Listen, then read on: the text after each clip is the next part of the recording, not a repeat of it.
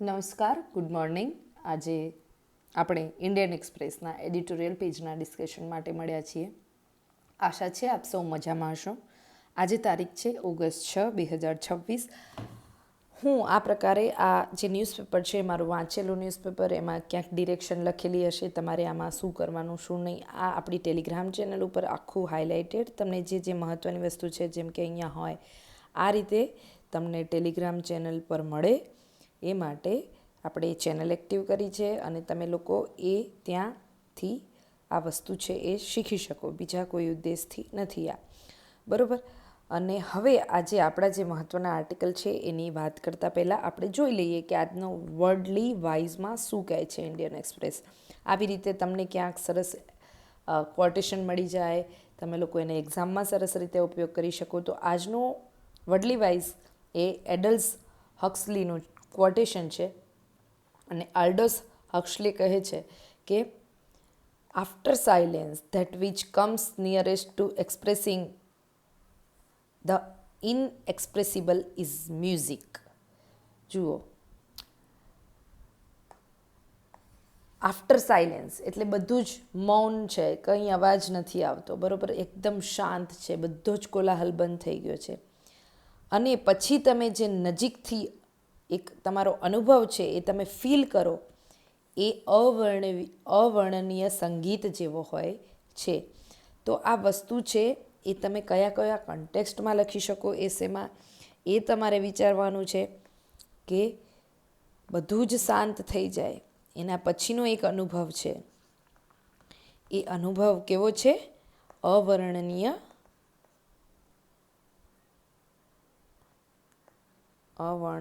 સંગીત જેવો, બરાબર. હવે અહીંયા કદાચ આપણે સવારે જે લાઈવ લેક્ચર ડિસ્કસ કર્યું એમાં તમે જોયું હોય તો મેં એક વિડીયો શરૂ કરેલો શરૂઆતમાં, અને ત્યારે શું થયું, ભૂલથી વોઇસ છે એ આપી ના શકાયો એને, કારણ કે મ્યુટ રહી ગયું. અને બે ડિવાઇસ કનેક્ટ હોય તો એમાંથી એક ડિવાઇસનું કનેક્શન જો સાઉન્ડવાળું ના થયું હોય, પણ છતાં પણ એ મૌન જે આખું એ વિડીયો જે રન થયો એમાં જે એક તાકાત હતી કે કઈ રીતે એક વ્યક્તિ છે પોતાના કામને વર્શિપ ગણે છે અને એના અનુભવોને ત્યાંના સહયોગી સહકારી મિત્રો જે છે એ કેટલી સારી રીતે એને સેલિબ્રેટ કરે છે.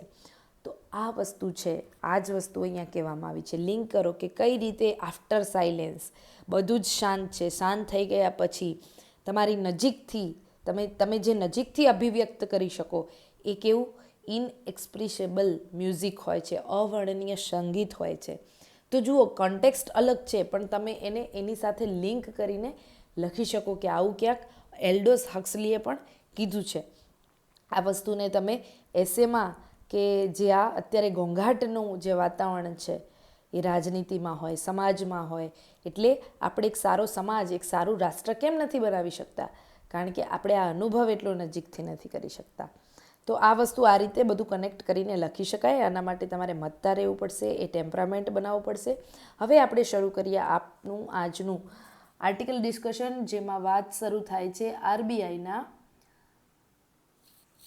આરબીઆઈએ જેના રેટ છે એ ચેન્જ નથી કર્યા. તો આરબીઆઈ મસ્ટ કીપ સ્ટેડી, એ અત્યારે સ્થિર જ છે. Steady hand amid the uncertainty. Global સ્તરે, વિશ્વ સ્તરે કેટલી બધી અનસર્ટેનિટી ચાલી રહી, છતાં પણ આપણું આરબીઆઈ છે એને પોતાના રેટ સ્થાયી રાખ્યા છે. તો શું એની પાસે એવી શું પ્લેબુક છે, એવી તો શું એજન્ડા છે કે એ આવું કરી રહ્યું છે, એના વિશે આપણે આમાં જાણીશું. આવા આર્ટિકલ મિત્રો તમને કામ લાગે છે આપણા GS3ના પેપરમાં, કે આ પ્રકારની જે બેન્કિંગ અને નાણાં વ્યવસ્થા છે, તો ત્યાં આપણી નાણાકીય નીતિમાં શું અત્યારે સુધારા થઈ રહ્યા છે, અથવા તો એના પર આરબીઆઈનું શું સ્ટેન્ડ છે. તો નાણાકીય નીતિનો પોઈન્ટ છે GS3માં, ત્યાં આ કામ લાગશે, બરાબર. હવે જોઈએ, આર્ટિકલની શરૂઆત થાય છે કે in the line with expectation the RBI monetary policy committee voted unanimously in its August meeting to keep interest rate unchanged. આપણે જે વાત કરીએ જ કે હમણાં જે વર્તમાન જે વૈશ્વિક કટોકટી વચ્ચે પણ ભારતનો વિનિમય દર સ્થિર છે, અને આ સંબંધે આરબીઆઈએ શું કર્યું, તો હમણાં એ લોકોની મોનેટરી પોલિસી કમિટી થઈ ઓગસ્ટમાં, અને એ વખતે આ જે રેટ છે એને ન બદલવા માટે નિર્ણય લેવામાં આવ્યો. The repo rate stand at 5.25%, એટલે 5.25% રેપો રેટને રાખવામાં આવ્યો છે. Alongside committee chosen to stay the neutral stand. તો એક તટસ્થ રેટમાં એક હોય છે અકોમોડેટિવ સ્ટાન્સ. અકોમોડેટિવ સ્ટાન્સ એટલે જેવી રીતે પરિસ્થિતિ બદલાય એવી રીતે રેટ પણ બદલાય. અને એક છે ન્યુટ્રલ. ગ્લોબલ અનસર્ટેનિટી ગમે તેવી છે, પરંતુ આ જે સ્ટેન્ડ છે આરબીઆઈના રેટ ચેન્જ એ નહીં થાય. The rationale is straightforward. આના પાછળનું તર્ક શું છે? The uptick in inflation in recent month, CPI had risen to 4.38% in June from 3.93% in May is driven largely by food and fuel price. તો જુઓ, આનું તર્ક એ છે કે ફુગાવો વધી ગયો છે. ફુગાવો ખાસ કરીને ખાદ્ય અને ઈંધણમાં વધ્યો છે, એટલે કોર ઇન્ફ્લેશન વધી ગયું છે. અને પ્રિસિયસ મેટલ લઈ લો, પછી જે બીજા બધા છે એને બાદ કરતાં જે આખો ફુગાવો છે, જેના પર આપણું મોંઘવારી ભથ્થું નક્કી થાય છે, મોંઘવારી લોકોને સૌથી વધારે નડે છે એવી વસ્તુઓના ભાવ વધી ગયા છે.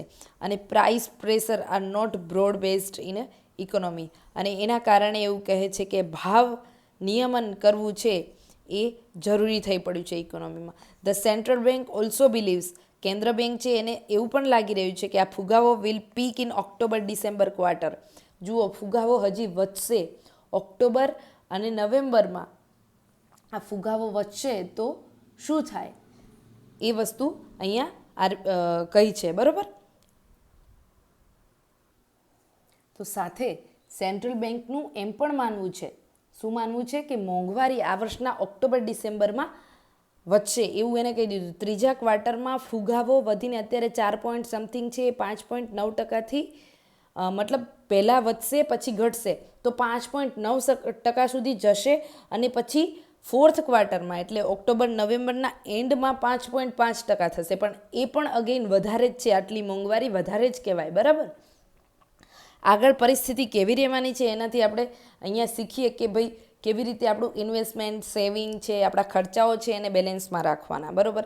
અહીંયા જે આ એડિટોરિયલ આર્ટિકલમાંથી શીખવાનું છે આપણા પર્સનલ લેવલે બી શીખવાનું છે, નહીં કે માત્ર એક્ઝામમાં.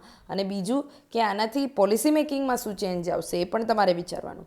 આગળ લેખક કહે છે, however there is a considerable uncertainty over the monsoon and El Nino. તો મોન્સૂન અને અલ નિનોના કારણે કેટલીક અનસર્ટેનિટી તો છે, બરાબર, આપણે અત્યારે અનુભવી જ રહ્યા છીએ. હવે આની અસર ક્યાં પડશે? આપણા ખરીફ પાકો પર પડશે. ખરીફ પાકો ઉપર અસર પડશે એટલે તેલના ભાવ છે ખાદ્ય પાકોના એ અગેન વોલેટાઇલ થશે. બીજું કે યુદ્ધના કારણે તેલના ભાવ પણ કેવા છે? અસ્થિર છે. ઈંધણના ભાવ અસ્થિર છે. પેટ્રોલ ક્યારેક 102 રૂપિયા, ક્યારેક 100 રૂપિયા, ક્યારેક 105 રૂપિયા, 110 રૂપિયા. પેટ્રોલ ગમે ત્યારે વધઘટ થાય છે, બરાબર. એટલે અલ્ટિમેટલી પેટ્રોલમાં જે વધારો ઘટાડો છે એ શેના ઉપર છે? આ તેલના ભાવ જે વધઘટ થાય છે એના કારણે. બીજું આગળ કહે છે કે ગ્લોબલ ઓઇલ પ્રાઇસ, બરાબર, જે વૈશ્વિક સ્તરે ભૌગોલિક રાજકીય ઘટનાઓના કારણે વૈશ્વિક તેલના ભાવમાં વધારે ઉતાર ચઢાવ જોવા મળી રહ્યો છે, જેનાથી મોનેટરી પોલિસી કમિટીએ એવું નોંધ્યું છે કે આગળનું જે ચિત્ર છે એ વધારે અસ્પષ્ટ બને છે. તેમ છતાં આર્થિક વિકાસ ભારતનો કેવો છે? સારો દેખાઈ રહ્યો છે. ગ્રોથ સારો થઈ રહ્યો છે. ટૂંકા ગાળાના સૂચકો આ ગતિ સારી છે એમ દર્શાવે છે. આરબીઆઈએ નોંધ્યું છે કે the RBI noted the first quarter of economic performed better than expected. એટલે આપણે જેવું અપેક્ષા રાખીએ એના કરતાં આપણી ઇકોનોમી સારી રીતે વર્ક કરી રહી છે અને વર્ક કર્યું છે એને પ્રથમ ક્વાર્ટરમાં, બરાબર. આગળ આર્ટિકલ કહે છે કે પ્રાઇવેટ કન્ઝમ્પશન, આપણું જે ખાનગી વપરાશ છે એ અત્યારે ઓલરેડી લોકો તો પૈસા ખર્ચે જ છે, એમાં કંઈ એને બાંધછોડ કરી નથી. એટલે જે પ્રાઇવેટ કન્ઝમ્પશન છે, લોકો દ્વારા જે કન્ઝમ્પશન થઈ રહી છે વસ્તુ એ રબસ્ટ છે, એની મજબૂતી જળવાયેલી છે. અને રોકાણ અત્યારે જે ભારતમાં આવે છે એ પણ કેવું છે? રેઝિલિયન્ટ છે એવું આ આર્ટિકલ કહે છે, બરાબર. આગળ લેખક આર્ટિકલ કહે છે સેન્ટ્રલ બેન્કે આ વર્ષે આર્થિક વિકાસનો દરનો જે અંદાજ છે એ વધારીને 6.7% રાખ્યો છે. આ પ્રકારનું આરબીઆઈએ પોતાના જે in line with assessment of most economist, એના પાસે જે ઇકોનોમિસ્ટ છે એની સાથે મળીને નક્કી કર્યું કે આટલો ગ્રોથ તો કદાચ આપણા દેશનો રહેવો જોઈએ. કેટલો? 6.7%. આગળ આર્ટિકલ કહે છે કે globally central bank are bank cautious, પરંતુ વૈશ્વિક સ્તરે સેન્ટ્રલ બેન્કોનું જે વર્તન છે એ અત્યારે ચિંતાભર્યું છે. લાસ્ટ વીક બોથ કોણ તો યુએસ ફેડરલ અને ઇંગ્લેન્ડની જે બેંક છે આ બંને ફુગાવો ઊંચો હોવા છતાં વ્યાજ દરો પોતાના યથાવત રાખવાનું પસંદ કર્યું છે. ઇન્ફ્લેશન રિમેન્સ એલિવેટેડ છતાં પણ એને પોતાના જે ઇન્ટરેસ્ટ રેટ છે એ યથાવત રાખ્યા છે. આગળ લેખક કહે છે કે અગાઉ પણ યુરોપિયન સેન્ટ્રલ બેંકના જે દરો છે એને સ્થિર જ રાખ્યા હતા. કોરિયા, જાપાન આ બધા છે એ કન્ટ્રીઝમાં અત્યારે તમે જોવા જાઓ તો ઇન્ટરેસ્ટ રેટ વધાર્યા છે. આરબીઆઈ છે એ પણ પરસિસ્ટ કરી રહી છે વેઇટ એન્ડ વોચ અપ્રોચ પર. કયા? તો RBI likely to persist wait and watch approach પર. જનરલાઇઝ કરીએ આપણે સામાન્ય ફુગાવાનું દબાણ છે એ હજુ સુધી તો એની ઇમ્પેક્ટ છે એ મોડેસ્ટ જ રહી છે, મતલબ માપની રહી છે. પરંતુ આગળ વસ્તુ એવી છે કે જેમ જેમ આ યુદ્ધ છે, આ અનસર્ટેનિટી વધતી જાય છે તો આપણો ખાદ્ય ફુગાવો, ઓઇલની પ્રાઇસ, કાચો માલ છે એના ઊંચા ભાવ, આ બધા ઉપર આની અસર બહુ મોટા પાયે પડી શકે છે. તો આ વસ્તુ આર્ટિકલ આપણને શીખવે છે કે આપણે આગામી આપણા નિર્ણયો છે આરબીઆઈએ એ બહુ સાવચેતી ભર્યા રાખવા પડશે. તો એક પિક્ચર હતું કે અત્યારે પરિસ્થિતિ કેવી છે અર્થવ્યવસ્થાની, આપણી ડોમેસ્ટિક અને ગ્લોબલ સ્તરે, અને એના પર આરબીઆઈ તરફથી અત્યારે શું દિશા નિર્દેશ જોવા મળ્યા છે. હવે આપણો સેકન્ડ આર્ટિકલ જોઈએ, જે છે સુપ્રીમ કોર્ટે સુરક્ષા આપી છે લિવ ઇન પાર્ટનરમાં જે લોકો રહેતા હોય એને, અને અત્યારે કાનૂની સુરક્ષા મળવાની એને બાકી છે, પરંતુ સુપ્રીમ કોર્ટે એ તરફ ઇશારો કર્યો છે. જોઈએ શું કહે છે આર્ટિકલ. આર્ટિકલની શરૂઆત થાય છે the Supreme Court decision to extend protection against domestic cruelty to women live in relationship that are in the nature of marriage is welcome attempt to bring the criminal law in step with evolving social realities.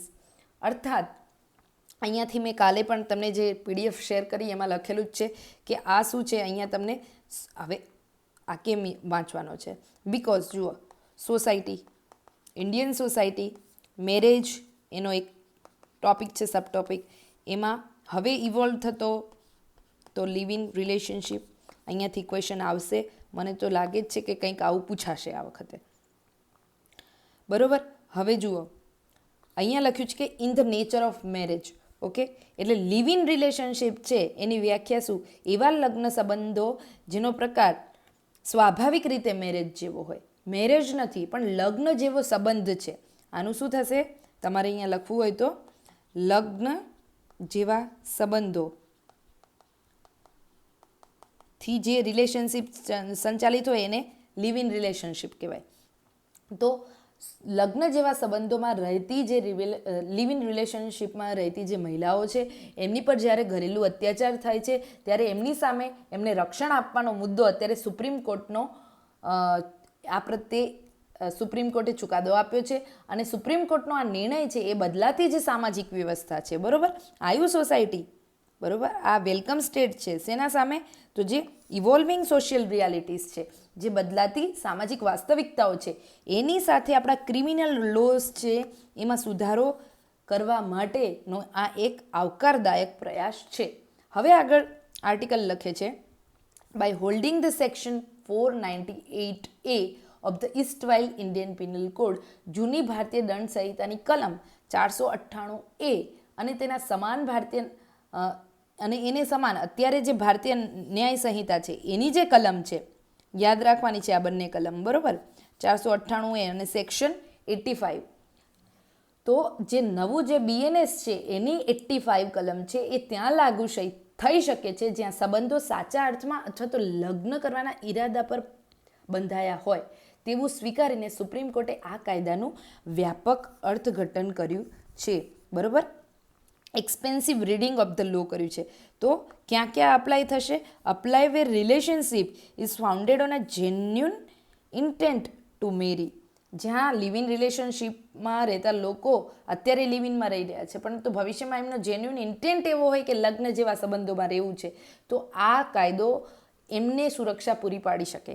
આગળ article કહે છે કે it અકનોલેજ that, તે સ્વીકારે છે કે ઘરેલું શોષણ, ડોમેસ્ટિક એક્સપ્લોઇટેશન તમારું થતું હોય એ અસમાન સત્તા અને દબાણમાંથી ઉત્પન્ન થાય છે. એટલે મુદ્દો અહીંયા લિવ ઇન રિલેશનશિપનો કે એનો નથી, અનઇક્વલ પાવર અને કોઅર્ઝનનો છે. એટલે તમને જે સત્તા આપવામાં આવી છે એ સમાન. તો આર્ટિકલ 14નું અહીંયા સીધું વાયોલેશન થાય છે. બીજું આગળ કહે છે કે જો સંબંધો વિધિવત રીતે કાગળ પર ન બંધાયા હોય તો પણ એનો ત્રાસ કંઈ ઓછો થતો નથી. એટલે ભલે ને રિલેશનશિપ છે એ કદાચ કોઈ એક્ટ અન્વયે નથી કે તમે જે રિલેશનશિપમાં છો એને કોઈ કાગળનો પુરાવો નથી, છતાં પણ તમે જે ડોમેસ્ટિક વાયોલન્સ કરો છો એક સ્ત્રી સામે એ ગુનો જ છે, એની વિરુદ્ધ તમને માફ ન કરી શકાય એવું અહીંયા સુપ્રીમ કોર્ટ કહે છે. આગળ લેખક કહે છે કે while women live in relationship already have a resources to civil remedies under protection of women from domestic violence act. આવ્યું એક જ મિનિટ કે protection of domestic violence act 2025. તો લિવ ઇન રિલેશનશિપમાં રહેતી મહિલાઓ પાસે ઘરેલું હિંસા સામે ઓલરેડી એને સુરક્ષા અપાવતો એક કાયદો છે, ઘરેલું હિંસા સામે રક્ષણનો અધિનિયમ 2005. આના અન્વયે એ લોકો પાસે, એટલે જે પણ મહિલાઓ છે એમની પાસે શું છે, એક રસ્તો છે કે આ રીતે એ સિવિલ ગુનો નોંધી શકે. પરંતુ આ નિર્ણય છે સુપ્રીમ કોર્ટનો એ સ્પષ્ટ કરે છે, જજમેન્ટ મેક્સ ઇટ ક્લિયર, વધારે ક્લિયર કરે છે શું, કે માત્ર ઔપચારિક લગ્ન ન થયા હોવાના કારણે તેમને ફોજદારી કાયદાના રક્ષણથી વંચિત રાખી શકાય નહીં. મતલબ કે એમને આ ક્રિમિનલ લોની અન્વયે જે પ્રોટેક્શન મળ્યું છે એનાથી એને સોલેમનાઇઝ કે બસ મેરેજ નથી કર્યા આ ઉદ્દેશથી તમે એને એનાથી વંચિત રાખી શકો નહીં. કાયદા અન્વયે આવી સ્ત્રી કોઈ પણ હોય એને સુરક્ષા મળવી જોઈએ. હવે આગળ લેખક કહે છે કે આના દ્વારા In doing so, court reinforce the principle of legal protection must be respond to substance of intimate relationship rather than their form. એટલે આ બહુ જોરદાર વાત કરી છે કોર્ટે, બરોબર. શું કહ્યું અહીંયા કે કોર્ટે એ સિદ્ધાંતને મજબૂત કર્યો, કયો તો કાનૂનનું રક્ષણ છે એ સંબંધોના સ્વરૂપ કરતાં વાસ્તવિકતા અને એ સંબંધનો ઇન્ટેન્ટ હેતુના આધારે એને સુરક્ષા આપવાનો હોવો જોઈએ, બરોબર. એટલે લિવ ઇન રિલેશનશિપમાં જે પણ લોકો રહે છે એમનો હેતુ તો પ્યોર હોય છે, બરોબર. એ સંબંધનું સ્વરૂપ ભલે લિવ ઇન છે કે મેરેજ, એનાથી એને કાનૂનનું રક્ષણ ઓછું મળશે એવું ન હોવું જોઈએ. તો આ વસ્તુ અહીંયા આર્ટિકલમાં કહેવામાં આવી છે. Protection must be respond to the substance to intimate the relationship rather than their form. તો આ જે પ્રિન્સિપલ છે એને ફરીથી આ જે સિદ્ધાંત છે સુરક્ષાનો કઈ રીતે હોવો જોઈએ, કયા ઇન્ટેન્ટ પણ હોવો જોઈએ, એને સુપ્રીમ કોર્ટે ફરી લાગુ કરવાની વાત કરી છે. આગળ લેખક કહે છે કે violence in intimate relationship remains one of India's most pervasive yet under reported crime. Okay, આ વસ્તુ છે એ તમે તમારી મેન્સની એક્ઝામમાં સીધું લખી શકો કે હિંસા જે ઇન્ટિમેટ રિલેશનશિપ હોય, જે નજીકના સંબંધો હોય એમાં થતી શું હોય તો હિંસાઓ છે એને ભારતમાં અંડર રિપોર્ટ હજી પણ છે, એઝ અ ક્રાઇમ તરીકે નોંધવામાં નથી આવતી. આપણું નેશનલ ફેમિલી હેલ્થ સર્વે છે એમાં આ વસ્તુ મેં સમજાવી હતી ત્યાં, બરાબર, જ્યાં આઈ થિંક આલાપમાં એક લેક્ચર લીધો છે આનો NFHSA ઉપર, તો ત્યાં સમજાવવામાં આવી છે કે અત્યારે 22% છે એ વિમેન શેનો સામનો કરે છે, 22%થી વધુ લગ્ન કરનાર જે વિમેન છે, સ્ત્રીઓ છે, મહિલાઓ છે, એમાંથી 22%થી વધુ મહિલાઓ તેમના જીવનસાથી દ્વારા, એમના પાર્ટનર દ્વારા એમની ઉપર શારીરિક, જાતીય અને ભાવનાત્મક હિંસાનો સામનો કરે છે, બરોબર. આ ડેટા તમારે યાદ રાખવાનો છે. ફિઝિકલ, સેક્સ્યુઅલ અને ઇમોશનલ વાયોલન્સ એમની ઉપર થાય છે. આગળ આર્ટિકલ કહે છે yet financial and social compulsion mean that only small minority seeks redressal, યાની આર્થિક કે સામાજિક મજબૂરીઓને કારણે માત્ર થોડા જ લોકોને ન્યાય મેળવવા માટે અત્યારે આગળ આવી રહ્યા છે. આટલી બધી હિંસા થાય છે છતાંય લોકો ન્યાય મેળવવા માટે કોર્ટ સુધી પહોંચતા નથી. જો પેલી સમસ્યા અંડર રિપોર્ટિંગ છે, આનાથી વધારે પરિસ્થિતિ ખરાબ છે. પરિસ્થિતિ ખરાબ છે એવી ખબર છે, એટલા લોકોમાંથી પણ બહુ ઓછા લોકો ક્યાં જાય છે? કોર્ટ પાસે જાય છે. આગળ લેખક કહે છે, જે સ્ત્રીઓ લિવ ઇન રિલેશનશિપમાં છે એમને વધારે શું કરવા પડે છે?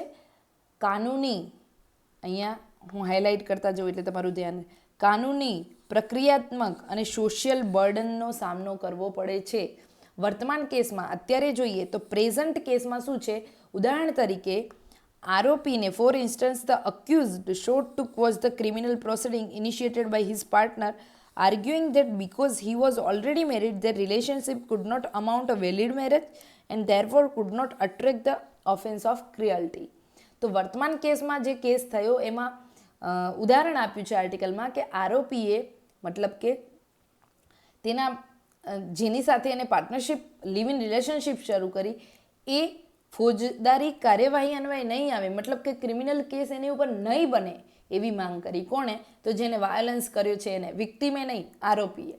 અને એવું દલીલ કર્યું કે તે છે જે વ્યક્તિ છે એ પહેલેથી પરણિત છે હોવાથી એમનો સંબંધ કાયદેસરના લગ્ન તરીકે ગણી શકાય નહીં અને તેથી ક્રૂરતાનો ગુનો લાગુ પડતો નથી. એટલે વ્યક્તિ ઓલરેડી મેરિડ છે કોઈ વ્યક્તિ સાથે, પછી એ પુરુષ છે XYZ એ રહે છે કોઈ સ્ત્રી સાથે લિવ ઇન રિલેશનશિપમાં, અને લિવ ઇન રિલેશનશિપમાં જે સ્ત્રી સાથે રહે છે એની સાથે એ હિંસા કરે છે.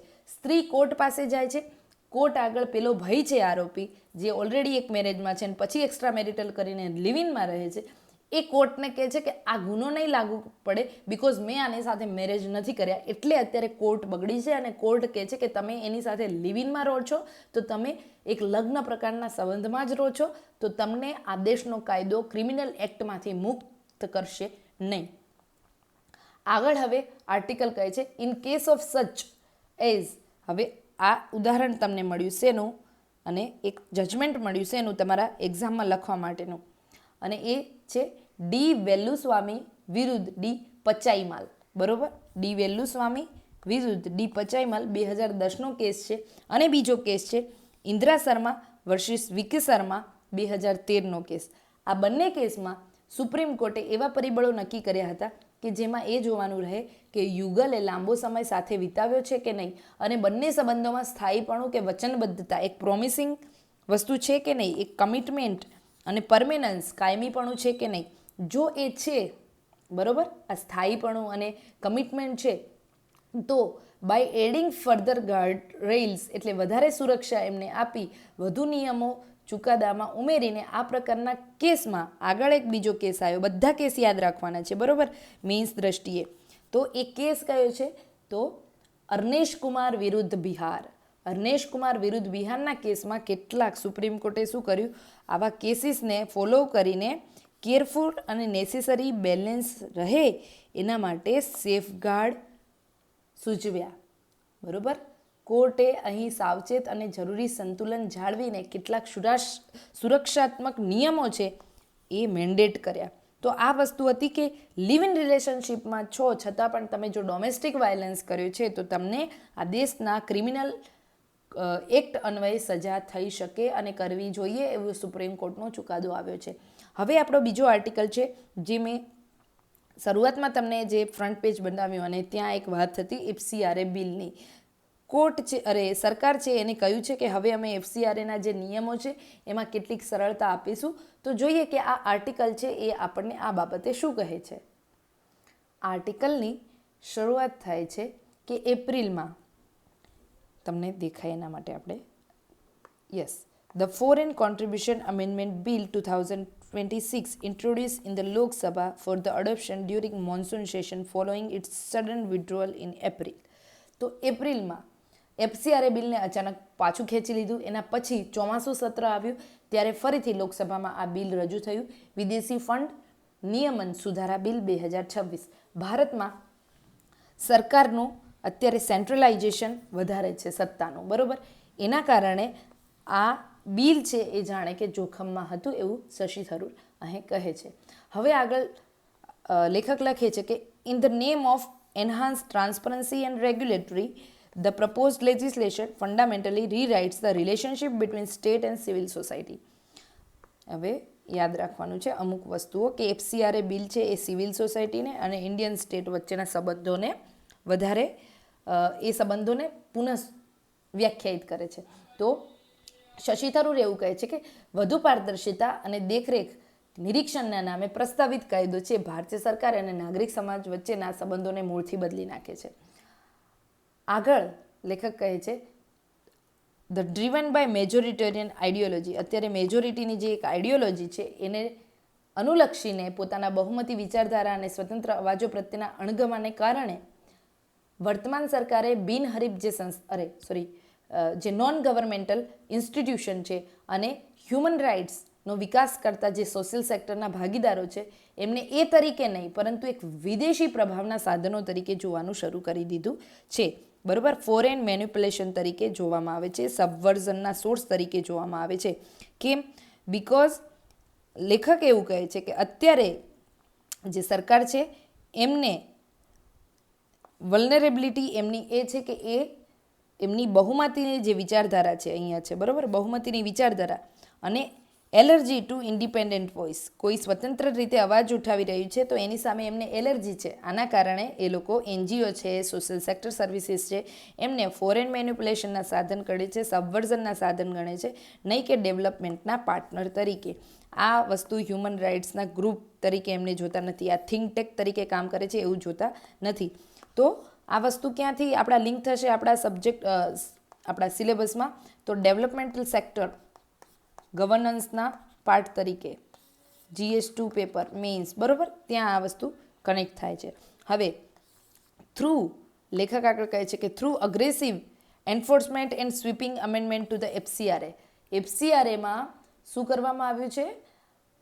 કડક સખત નિયમોમાં સુધારા કરવામાં આવ્યા છે અને સરકારે પહેલેથી જ આ નિયમો છે એ વધારે ઇમ્પોઝડ કર્યા. કેવા? કોમ્પ્લેક્સ નિયમો. જેમ કે કેવા? હવે અહીંયા આ સુધારાઓ તમે યાદ રાખજો. સપોઝ ક્વેશ્ચન પૂછાય, લાગતું નથી પણ છતાં પણ પૂછાય તો યાદ રાખવા થાય. Such is banning the subgranting to grassroot organisation, યાની એનો અર્થ એવો થાય કે પાયાની સંસ્થાઓને ફંડ આપવા ઉપર પ્રતિબંધ. પછી બીજો સુધારો હતો કે જે એડમિનિસ્ટ્રેટિવ ખર્ચ છે, વહીવટી ખર્ચમાં ઘટાડો કરી દેવો અને તમામ વિદેશી ભંડોળો માટે નવી દિલ્હીમાં માત્ર એક જ બેંક શાખા ફરજિયાત કરવી.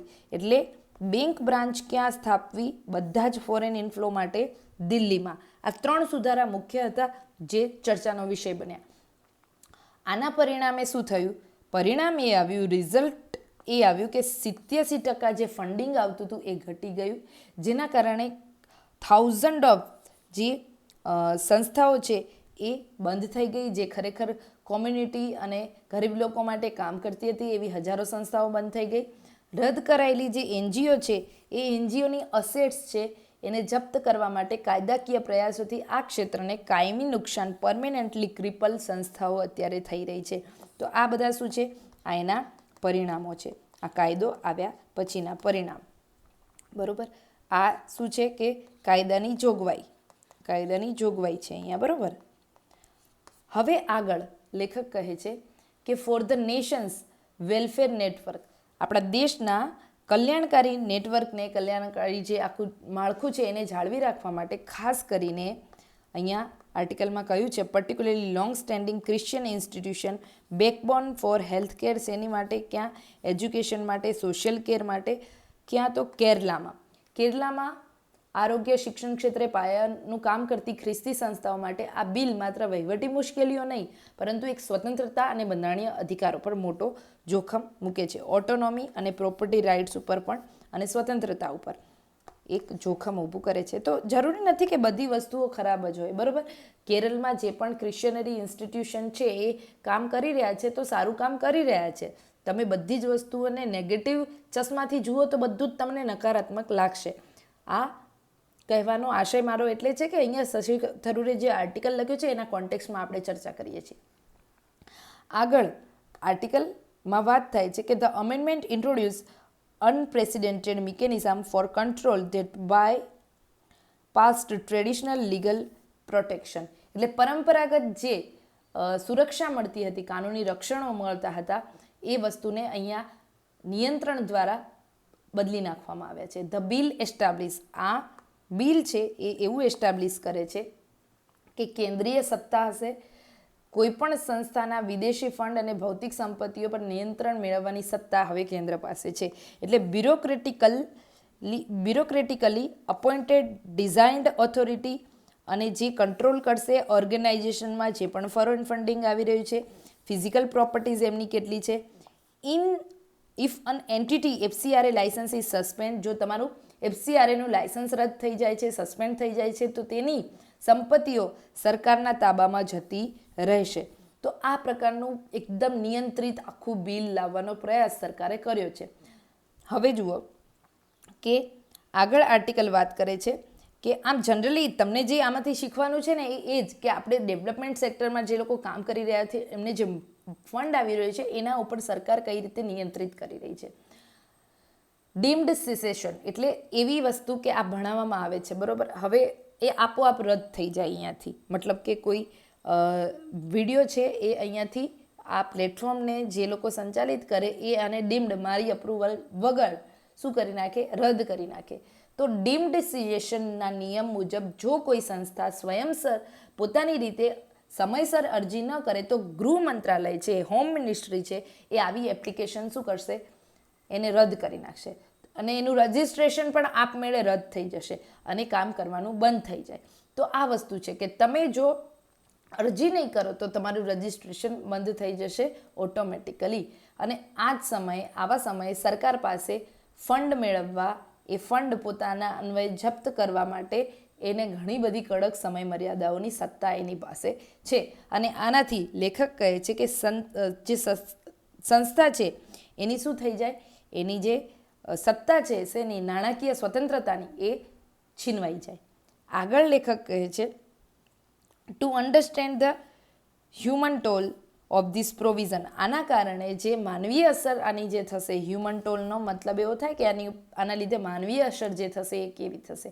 આ જોગવાઈઓની માનવીય અસર સમજવા માટે ઊંડાણમાં જઈ અને ગ્રાઉન્ડ રિયાલિટી તપાસવી પડે. હવે કેરળના MP હોવાના નાતે લેખક એવું કહે છે કે મેં જોયું છે કે ખ્રિસ્તી સંચાલિત જે ટ્રસ્ટો હોય, શાળાઓ હોય, હોસ્પિટલ હોય, કલ્યાણકારી NGOs હોય, એ બધાએ જાતિ કે ધર્મ જોયા વગર 1 સદી કરતાં વધારે સમયથી વંચિત લોકોની શું કરી રહ્યા છે, સેવા કરી રહ્યા છે કેરળમાં. હવે આગળ કહે છે કે ધીસ ફેસિલિટીઝ, બરોબર, this facilities rely on mix of local contribution. હવે આ સુવિધાઓ છે અહીંયા જે તમને શિક્ષણ, સ્વાસ્થ્યની જે સુવિધાઓ આપવામાં આવે છે એ વિદેશી ફંડ પ્લસ અહીંયાના લોકલ ફંડ ઉપર આધાર રાખે છે બાય લિંકિંગ એડમિનિસ્ટ્રેટિવ ડિસિઝન.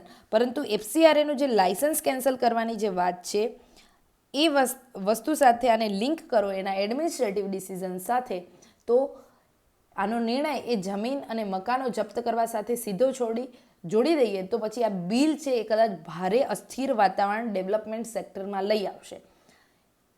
એક નાનકડો બી અગર જો વહીવટી વિલંબ થાય છે તમને કે મને, અત્યારે આપણે GPSCમાં અનુભવી રહ્યા છીએ, તો આ પ્રકારનો વિલંબ છે એ આપણને વ્યક્તિગત સ્તરે આટલો અસર કરે છે. તો વિચાર કરો કે આ સંસ્થાઓ જે લાખો લોકો માટે કામ કરતી હોય એમને કેટલો બધું નુકસાનકારક હોઈ શકે. તો 500 બેડ જે NGO છે એવી NGO છે કે જે NGO ચાલે છે જ્યાં હોસ્પિટલ, એ હોસ્પિટલમાં એ 500 બેડની વ્યવસ્થા ઊભી કરે છે અને આ 500 બેડની વ્યવસ્થાવાળી જે આખી NGO છે એનું તમે લાઇસન્સ રદ કરી દો અને એને સરકારી સંપત્તિમાં ફેરવી શકો, તો અલ્ટિમેટલી આ નુકસાન છે કોને, લોકસેવામાં જે ડેવલપમેન્ટ સેક્ટર કરી રહ્યા છે એને. હવે આનો ભોગ કોણ બનશે, ગરીબ લોકો, સામાન્ય ભારતીયો. બાકી મારે કે તમને ફરક પડવાનો નથી, because we have some sufficient amount to go a private hospital and take a better services for our health facility. પણ ઘણા બધા લોકો એવા છે કે જે આ ફેસિલિટી નથી પ્રાપ્ત કરી શકતા, તો એ લોકોને ક્યાંથી આવી ચેરિટી હોસ્પિટલોમાંથી એ ફેસિલિટી મળતી હોય છે. નો ડાઉટ આપણું પ્રધાનમંત્રી જન ઔષધિ યોજના છે, ત્યાર પછી આખું જે આયુષ્માન યોજના છે એના અંદર સારી ફેસિલિટી મળે છે, પરંતુ છતાંય દાહોદનો ઇન્સિડન્ટ હતો કે જ્યાં એક વિમેન છે એને ડિલિવરી માટે લઈ જતા હતા અને એનું મૃત્યુ થઈ જાય છે, તો ત્યાં હજી આપણી આયુષ્માન યોજનાઓ સફળ નથી બની એવું કહી શકાય. અને ત્યાં કોણ સેવા આપી શકે, તો આવા ડેવલપમેન્ટ સેક્ટર છે એ એમના માટે સેવાની ભૂમિકા ભજવી શકે. હવે આગળ વાત થાય છે કે if the institution. If an institution's FCRA license is suspended or withdrawn under the proposed framework, its legal resources is severely restricted, forcing non-profits into protected and costly litigation through writ petition under Article 2026 in a High Court and Article 32 in a Supreme Court.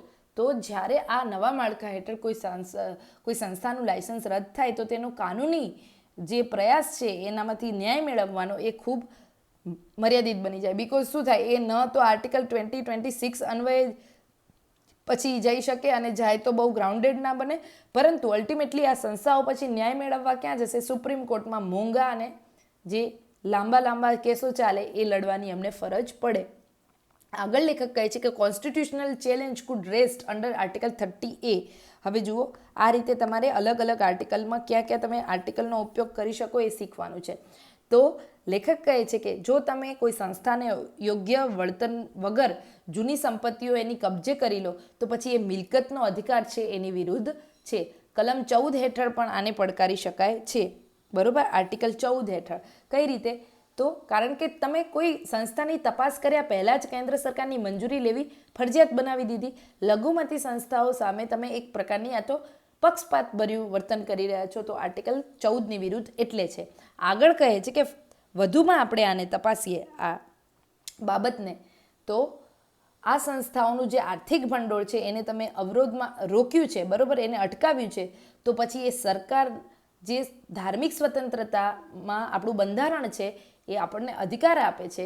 બીજું, ધાર્મિક સંપત્તિના સંચાલનનો પણ અધિકાર આપે છે. આ બધા article યાદ રાખતા જવાના છે. આર્ટિકલ 25 શું કહે છે? પ્રેક્ટિસ એન્ડ પ્રોપોગેટનો જે રાઇટ્સ આપે છે એની સ્વતંત્રતા. આર્ટિકલ 26 શું કહે છે? તો મેનેજ ડિનોમિનેશનલ પ્રોપર્ટી, એટલે જે ધાર્મિક સંપત્તિ છે એનું સંચાલનનો અધિકાર તમને કલમ 26માં, આપણા આર્ટિકલ 26માં મળ્યો છે. તો આ બધાને રિપીલિંગ કરે છે, એટલે કે એને નબળા પાડે છે. જ્યારે આ પ્રકારનું ફંડિંગમાં, ફિનાન્શિયલ લાઇફ લાઇન્સમાં અવરોધ ઊભી કરીને. તો આ બધા આર્ટિકલના અન્વયે પણ આ સંસ્થાઓ કોર્ટમાં જશે અને આ બાબતે વધારે કાનૂની પ્રક્રિયામાં સરકારને પણ પોતાનો સમય બગડે ને આ સંસ્થાઓના કામનો સમય પણ બગડે, એટલે બધો સમય બધાનો બગડી શકે આવા સુધારાના કારણે. હવે આગળ કહે છે કે ઇન પ્રેક્ટિકલ ટર્મ્સ, હવે તમે આને વ્યવહારિક રીતે જોવા જાઓ તો જો કોઈ હોસ્પિટલનું લાયસન્સ સસ્પેન્ડ થાય તો ટ્રસ્ટે હાઈકોર્ટમાંથી સ્ટે ઓર્ડર મેળવવો પડે, જેમાં દર્દીઓની સારવાર માટેનું નાણાકીય ભંડોળ કે જે પણ હિસ્સો હોય એ કેસો એસીમાં વપરાઈ જશે, કેસ લડવામાં વપરાઈ જાય. પ્રેક્ટિકલી વિચારો, કોઈ હોસ્પિટલ છે, કોઈ ટ્રસ્ટ છે, એ એનજીઓ દ્વારા ચાલે છે. હવે એનજીઓને તમે ક્યાં લઈ જાઓ છો કોર્ટમાં, બિકોઝ તમે એને લાયસન્સ રદ કરી દીધું છે. તો એનજીઓ પાસે જે ભંડોળ છે એ દર્દીઓની કે હોસ્પિટલની સુવિધાઓ જાળવવામાં નહીં, પરંતુ ક્યાં વપરાશે? આવા કેસો ઊભા કરીને લડવામાં. It is a profound injustice. માટે આ છે એ શું છે? પ્રોફાઉન્ડ ઇનજસ્ટિસ છે. શેની સાથે? તો જે લોકો આની અંદર સેવા મેળવી રહ્યા છે, શિક્ષણની, સ્વાસ્થ્યની અને એવી ભવિષ્યની પેઢીઓ તૈયાર થઈ રહી છે, એમની સાથે આ અન્યાય છે. અને આ અન્યાય છે એ કેવો છે? અક્ષમ્ય છે, માફ ન કરી શકાય એવો આ અન્યાય છે એ થઈ રહ્યો છે.